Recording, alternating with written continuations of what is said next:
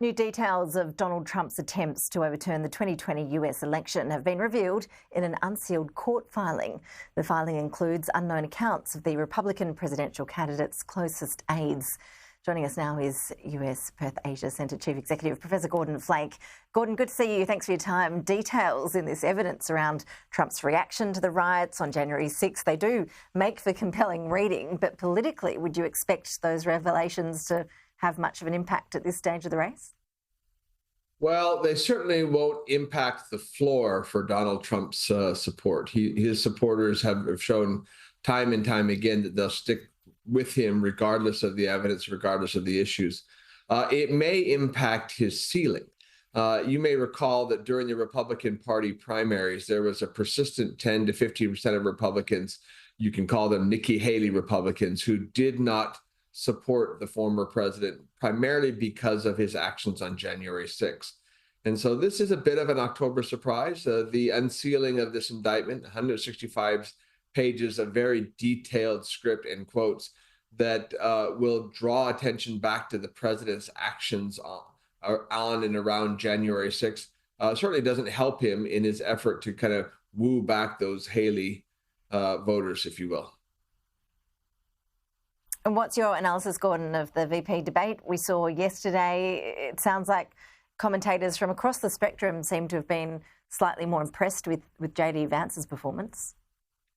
Well, certainly compared to the more cartoonish version that we've gotten from video clips of him on the campaign trail, it enabled him to present himself as cogent and balanced.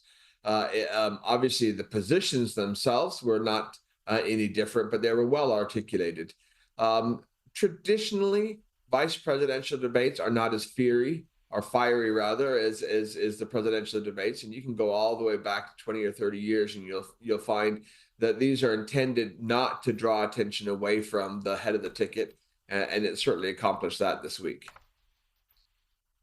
Now, a bit closer to home, I know you're very tapped into the political situation in Japan. We've seen a real upheaval there this week with a new PM and an election called for later this month. It sounds like it's all happening there. It certainly is. The decision of the previous Prime Minister, Kishida, to step down from his role as head of the party was intended to give his party, the Liberal Democratic Party in Japan, a better chance of winning the next election. They went through a rather rapid campaign process, and the result is Mr. Ishiba Shigeru is the new head of the party and has called an election in the attempt to kind of strengthen his party's positioning. He's unfortunately not overly popular. The early polls show that the LDP is now only about 50% approval rating nationwide. But that certainly is a step up above where the previous prime minister was. And so we'll have to wait to see how the Japanese public reacts to this, but certainly not unanticipated. It's been in the works for several months right now, but a new direction in Tokyo. Yep, and just another election to add to the schedule that we're seeing right around the world this year with so many millions of voters going to the polls. Gordon Flake, appreciate your time. Thanks so much. Thanks.